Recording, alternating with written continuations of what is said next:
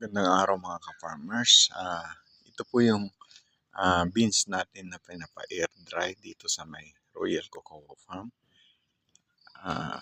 Ang system po nito is ini-air dry lang po natin kasi lalo na yung sitwasyon ng panahon ngayon medyo makulimlim. Kaya dito lang muna natin nilalagay itong mga beans.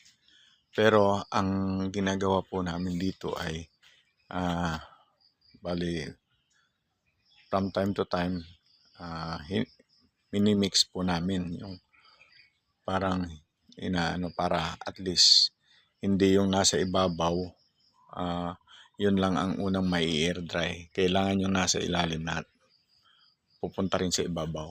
Kaya itong mga ka-farmers ang ginagawa natin dito sa Royal Cocoa Farm. Kasi ano natin ang pag-pick ng cacao is every 5 days. Kaya yun, pagkatapos ng air dry dito, doon na naman dadalhin sa amin sa may drying system namin sa kabila naman. Kaya ito po.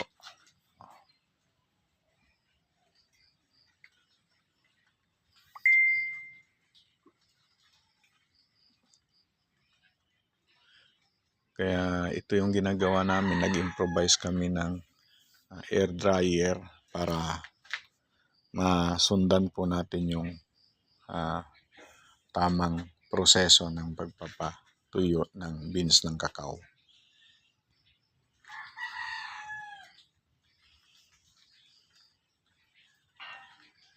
Kaya nga air dry kasi may bubong. Nilagyan po ng bubong ito para hindi siya maulanan. Kaya hangin lang ang nagkakapagtuyo nito.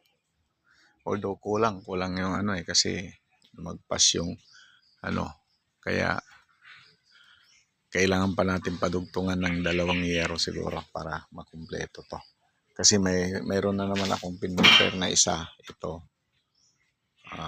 Pag makapag-order ng itong plastic na ilalagay ay magiging magka-partner na yung air dryer. Kasi little by little yung pag natin. Kaya mga ka-farmers, ito po yung mga ginagawa activity sa umaga. Naghahalo ng beans. Mga ka-farmers, paki-like and subscribe po ang Kumaan's Farming. Maraming salamat po.